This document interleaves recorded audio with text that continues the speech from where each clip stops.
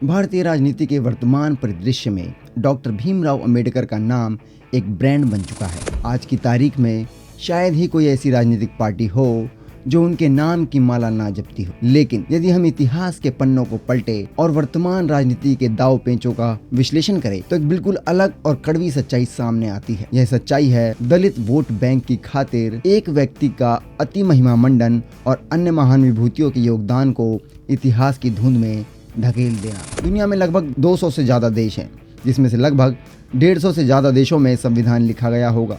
पर आपने किसी भी देश को अपने संविधान लिखने वाले नेता पर इतना पगलाया हुआ देखा है? ऐसा सिर्फ हमारे देश में ही होता है। आपको तो ये भी नहीं पता होगा कि कई बड़े देशों के संविधान किसने लिखे हैं। भारत में इतने बड़े बड़े लोग हुए पर भाजपा किसी भी राष्ट्र पुरुष के जन्मदिन पर इतनी उत्साहित कभी नहीं दिखाई दी। जिस प्रकार सरकार अंबेडकर के जन्मदिन को लेकर काउंटडाउन के पोस्ट कर रही है, अंबेडकर के महिमा मंडन में गहराई तक उतर गई है। वो दिन दूर नहीं जब भाजपा ये बात साबित कर देगी कि भारत का जन्म अंबेडकर जी की वजह से हुआ था और उनके ही कोख से हुआ था। पर क्या अंबेडकर हमेशा से इतने ही प्रभावशाली थे जितने आज दिखाई दे रहे हैं? आइए देखते हैं। आज अंबेडकर जी को जितना निर्विवाद नेता दिखाया जाता है, हकीकत में उनके अपने दौर में स्थिति इसके उलट थी। 1940 से 50 के दशक में अंबेडकर जी को व्यापक जन समर्थन प्राप्त ही नहीं था। इसका सबसे बड़ा प्रमाण ये है कि वे आज़ाद भारत का पहला लोकसभा चुनाव सन 1952 में हार गए थे। उन्हें उनके ही एक पूर्व सहयोगी ने कांग्रेस के टिकट पर हरा दिया था। इसके बाद 1954 के उपचुनाव में भी उन्हें हार का ही सामना करना पड़ा। कई जगहों से आपको पता चला होगा कि कांग्रेस ने बेईमानी से उनको हरा दिया था। पर अगर बेईमानी हुई तो क्या लोग सड़कों पर उतरे थे? क्या उन्होंने चुनाव परिणामों का विरोध किया? जवाब है नहीं। सच्चाई यह है कि उस समय का समाज उन्हें ऐसे नेता के रूप में देखता था जो राष्ट्रीय आंदोलन को छोड़कर एक वर्ग की बात करता था। गांधी और नेहरू के उस दौर में अंबेडकर जी की स्वीकार्यता बहुत ही कम थी। उनके कई फैसले जैसे हिंदू कोड बिल और कश्मीर मुद्दे पर उनके विचारों के कारण स्वर्ण समाज और यहाँ तक कि पिछड़े समूह का एक बड़ा वर्ग उनके प्रति भारी नाराज था। इतिहासकारों का एक वर्ग तर्कों के साथ ये बात रखता है कि ब्रिटिश हुकूमत ने अंबेडकर जी का इस्तेमाल हिंदुओं को बांटने के लिए किया था। जब महात्मा गांधी और कांग्रेस भारत छोड़ो आंदोलन के जरिए अंग्रेजों को देश से बाहर निकालने का संघर्ष कर रहे थे, तब अंबेडकर जी ने अंग्रेजों की वायसराय एग्जीक्यूटिव काउंसिल में शामिल होना स्वीकार कर लिया था। 1932 का कम्युनल अवार्ड यानी कि सांप्रदायिक पंचांग इसका सबसे बड़ा उदाहरण है। अंग्रेज चाहते थे कि दलितों को हिंदुओं से अलग कर दिया जाए ताकि राष्ट्रीय एकता कमजोर हो सके।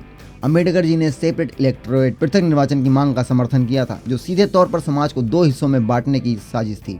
गांधी जी ने इसके विरोध में यरवदा जेल में आमरण अनशन किया, जिसके बाद पूना पैक्ट हुआ। आलोचकों का तर्क है कि अंग्रेजों ने अंबेडकर की महत्वाकांक्षा और उनके सामाजिक गुस्से का इस्तेमाल भारत स्वतंत्रता संग्राम की धार को कुंद करने के लिए किया था। दूसरा टॉपिक है संविधान, एक टीम वर्क जिसे वन मैन शो बना दिया गया। आज यह धारणा बना दी गई है कि संविधान केवल अंबेडकर जी ने ही लिखा था। यह उन 298 अन्य सदस्यों का अपमान है जिन्होंने दिन रात मेहनत की थी। संविधान सभा के संवैधानिक सलाहकार BN राव ने पहला कच्चा मसौदा तैयार किया था। SN मुखर्जी जैसे विशेषज्ञों ने इसकी भाषा तय की थी। सरदार पटेल ने रियासतों को जोड़ा था। नेहरू ने प्रस्तावना की बुनियाद रखी थी। लेकिन आज की राजनीति ने इन सब के नाम गायब कर दिए हैं। क्या किसी इमारत का श्रेय केवल उस ठेकेदार को मिलना चाहिए जिसने अंतिम ईंट रखी थी, या उस आर्किटेक्ट और मजदूर को भी जिसने नींव खोदी थी? अंबेडकर जी ड्राफ्टिंग कमेटी के अध्यक्ष थे, यह सच है, लेकिन उन्होंने खुद स्वीकार किया था कि यह काम सामूहिक था। आज की राजनीति ने उन्हें संविधान का एकमात्र निर्माता घोषित कर दिया है। केवल दलित वोटों को रिझाने के लिए ये काम किया गया है। वर्तमान भाजपा सरकार, जो कभी अंबेडकर के कट्टर विरोधियों के वैचारिक खेमे में आती थी, आज उनकी सबसे बड़ी भक्त बनी हुई है। पंचतीर्थ बनवाना, बड़ी बड़ी मूर्तियां स्थापित करना और संविधान दिवस मनाना, यह सब दलितों को रिझाने की एक सोची समझी रणनीति का हिस्सा है। तर्क यह दिया जाता है कि भाजपा दलितों के बुनियादी आर्थिक और सामाजिक उत्थान की बजाय उन्हें केवल प्रतीकों में उलझा रही है। निजीकरण के दौर में जब सरकारी नौकरियां खत्म हो रही है, तब अंबेडकर की मूर्तियां बनवाकर दलित युवाओं को यह एहसास कराया जा रहा है कि सरकार उनके साथ है। ये एक तरह का पॉलिटिकल मार्केटिंग है, जहां अंबेडकर का नाम एक प्रोडक्ट की तरह इस्तेमाल किया जा रहा है ताकि ग्रामीण और शहरी दलित क्षेत्रों के वोटों में सेंध लगाई जा सके। अंबेडकर का आज जो कद है वह उनके जीवित रहते कभी नहीं था। यह कद 1990 के बाद की वोट बैंक राजनीति की देन है। अन्य स्वतंत्रता सेनानियों और संविधान सभा के सदस्यों के योगदान को दरकिनार करना भारतीय इतिहास के साथ एक बहुत बड़ी धोखाधड़ी है।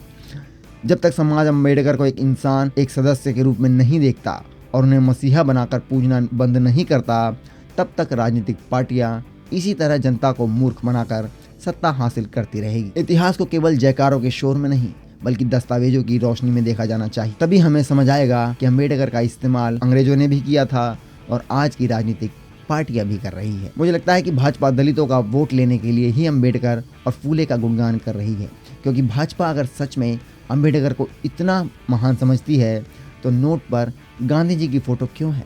नोट पर भी बाबा साहब की फोटो होनी चाहिए। आप लोग चैनल सब्सक्राइब कीजिए और लाइक कीजिए ताकि हम एक ताकत के तौर पर सरकार पर दबाव बनाएं कि नोट पर गांधी जी की नहीं बाबा साहब की फोटो लगाई जाए। नमस्कार।